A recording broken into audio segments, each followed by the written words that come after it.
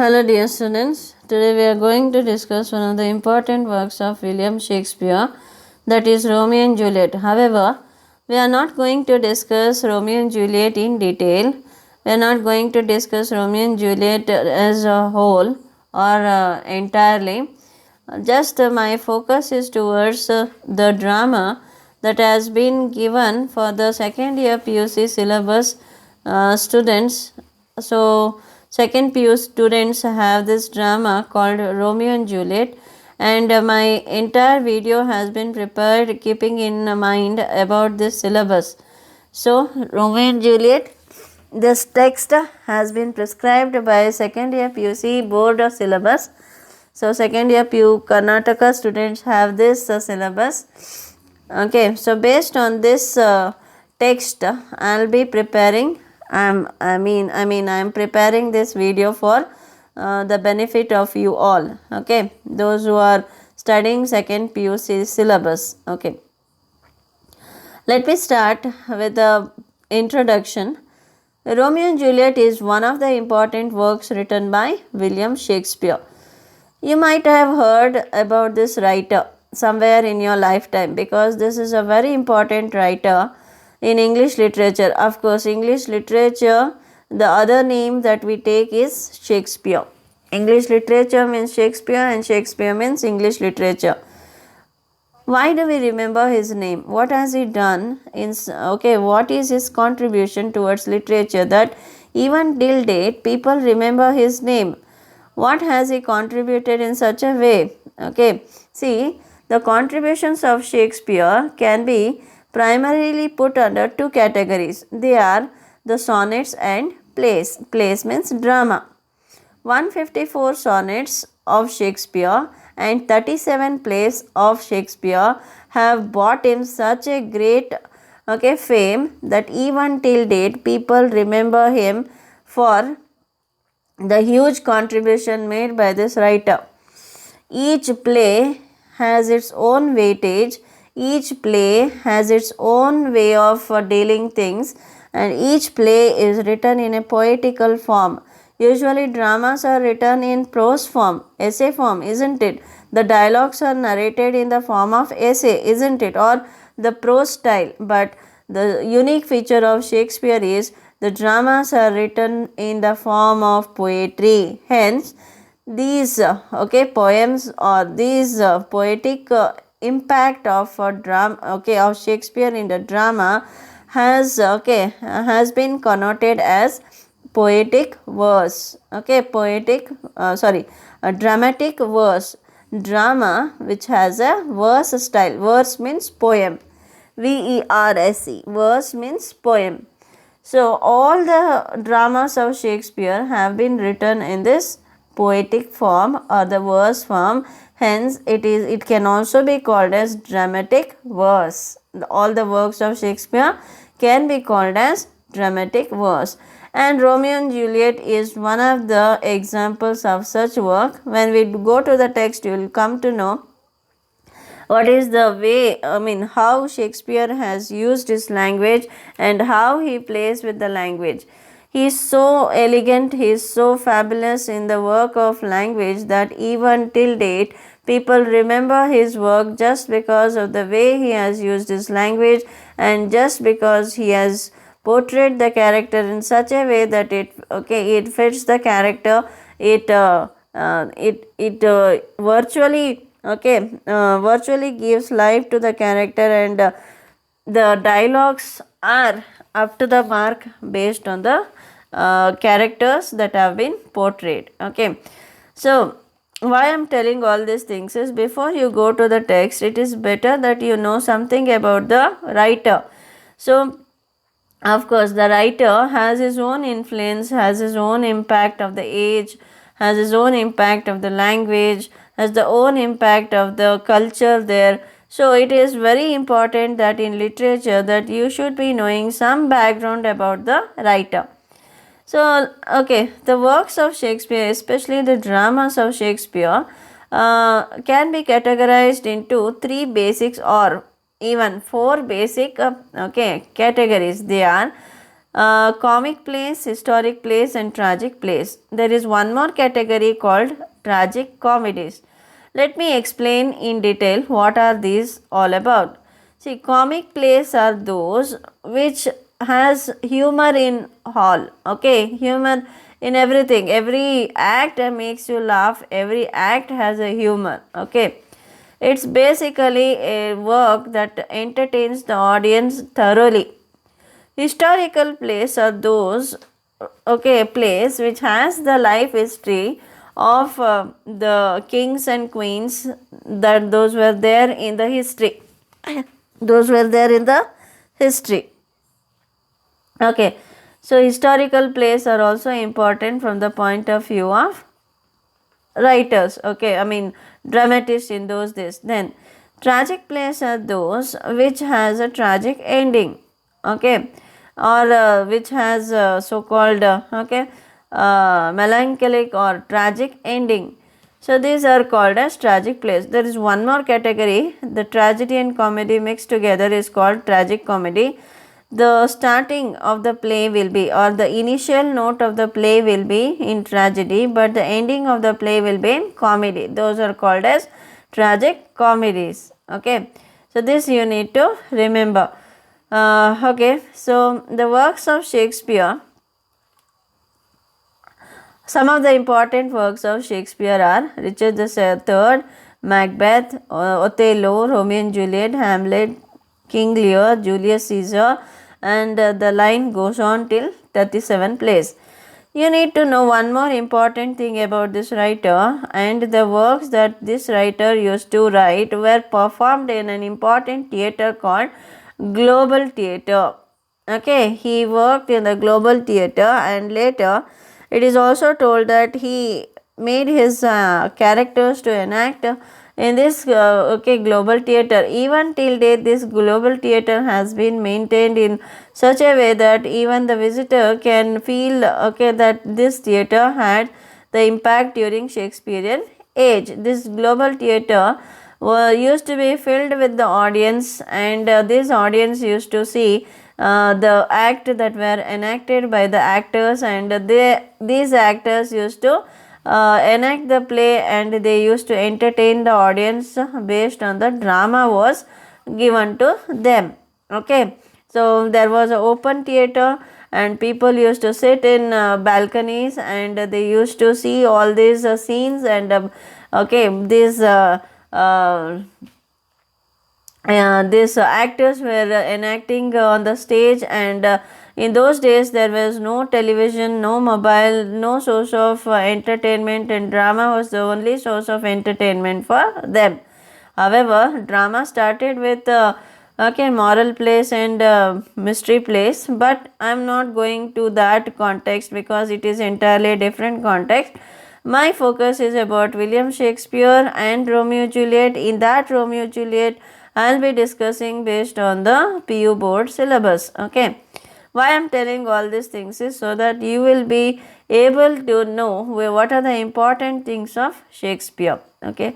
So 154 sonnets of Shakespeare were written, 37 plays of Shakespeare was written. What is sonnet? Sonnet is a line of poem which consists of 14 lines. Sonnet is a poem which consists of 14 lines. Any poem which has 14 lines is called sonnet. Shakespearean sonnet had a unique quality, that is 3 quatrain of 4 lines and a couplet of 2 lines.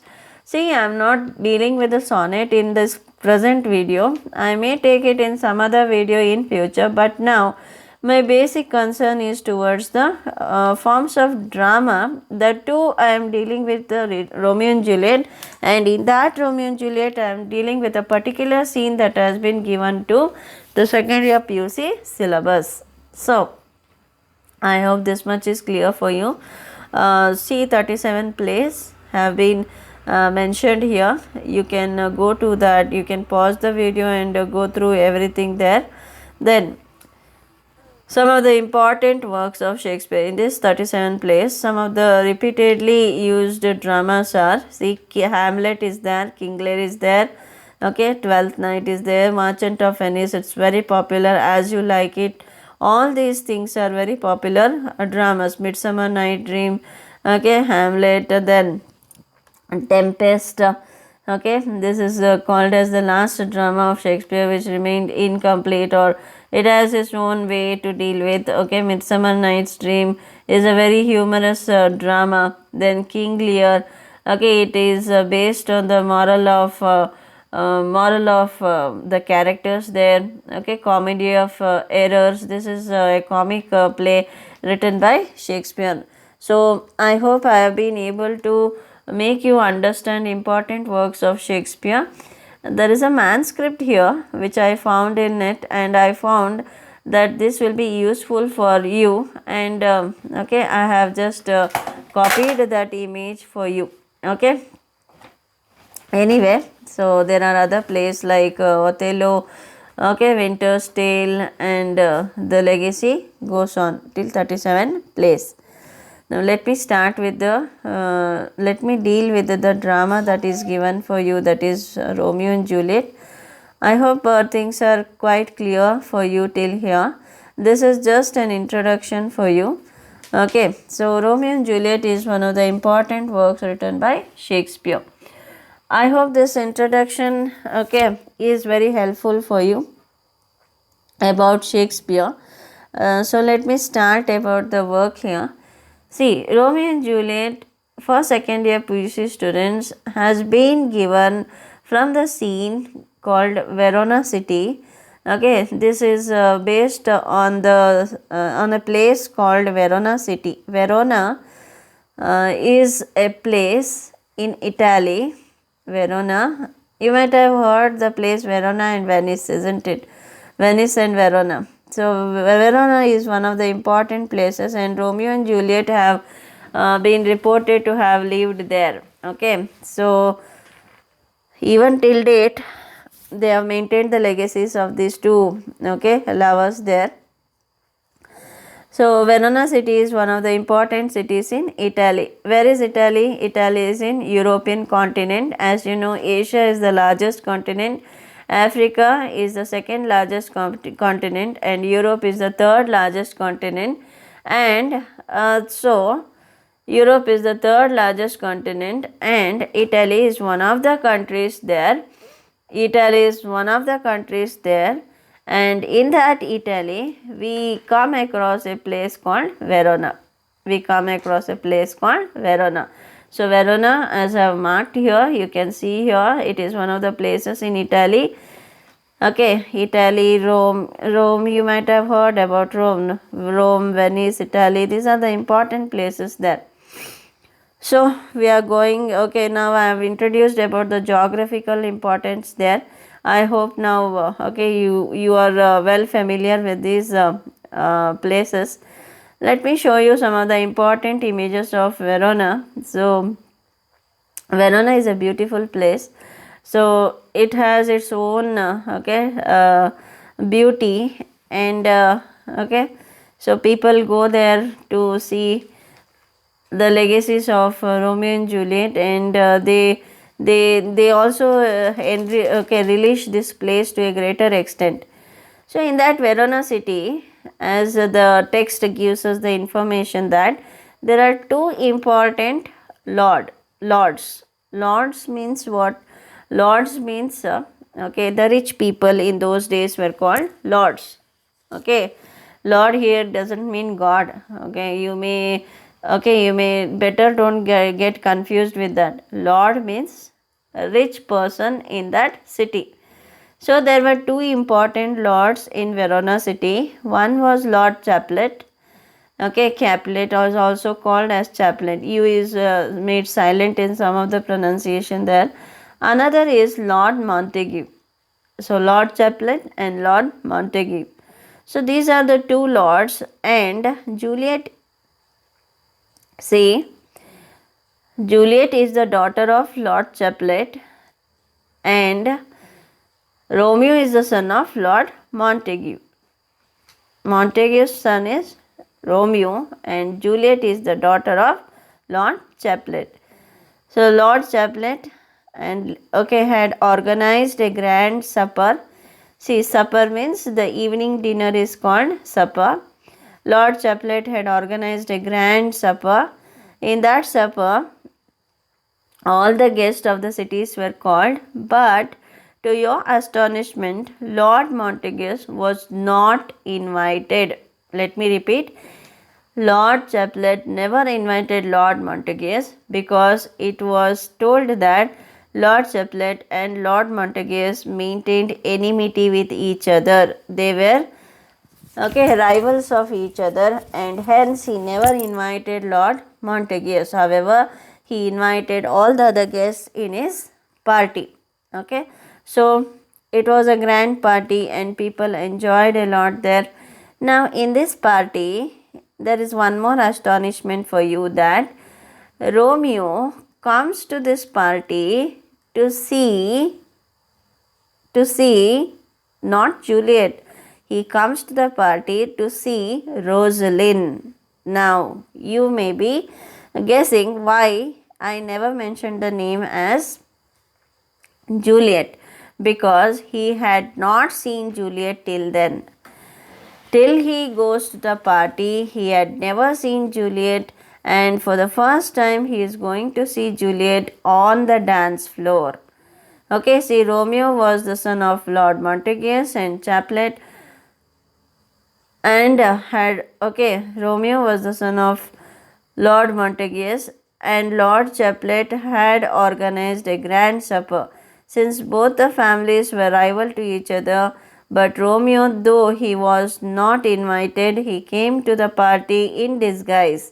As it has been given in the text, he came to the party in disguise. Disguise means he has covered his face. Okay, to see Rosalind. See, he has come to see Rosalind. He has not come to see, Juliet. He had never seen Juliet till that night. Okay, but Romeo saw Juliet for the first time on the dance floor. Now, for the first time, Romeo, who has come in disguise, who has covered his face. Why he has covered his face? Because he does not want to reveal his identity.